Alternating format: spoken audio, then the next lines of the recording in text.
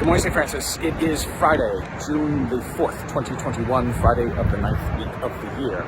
Coming to you on assignment once again. I am here in Providence, Rhode Island. This is India Point Park, Narragansett Bay, right behind me, for a wedding of two wonderful friends of mine who will get married tonight. Today is also on June the 4th. It's the 27th anniversary of my becoming a Franciscan.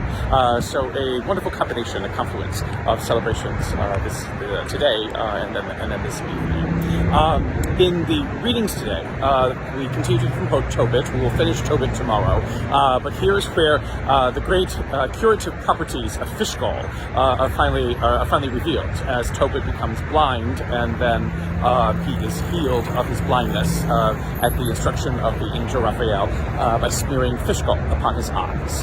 He is able to rejoin his family and the blessedness again that people begin to feel and experience because of God's intervention in the life of Tobit and his family.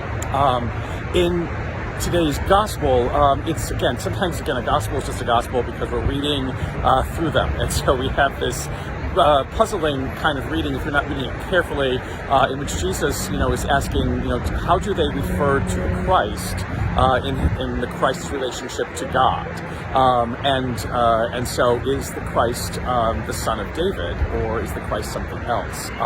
And Jesus is able to say, when David speaks of his relationship to God, he is not just the son of the Messiah or the Son of Christ. David marked himself as the Son of God. So too is the Christ, not a son of David, but a Son of God. And the people hear it and they are delighted.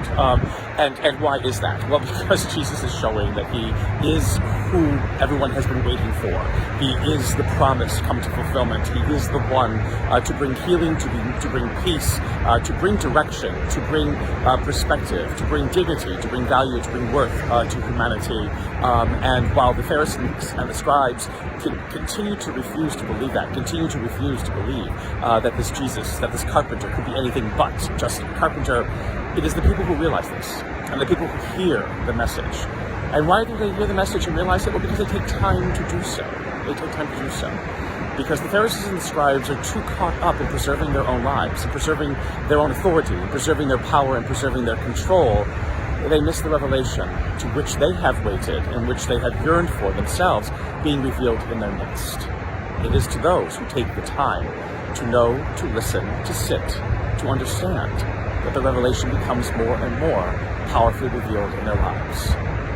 It's a message for all of us, perhaps, to take that time always, to sit, to listen, to ponder, to think, especially as this summer season begins in our lives, to recognize where the revelation of God is being revealed in our midst, manifested in our midst, and to rejoice with delight that we have been privileged to experience that revelation.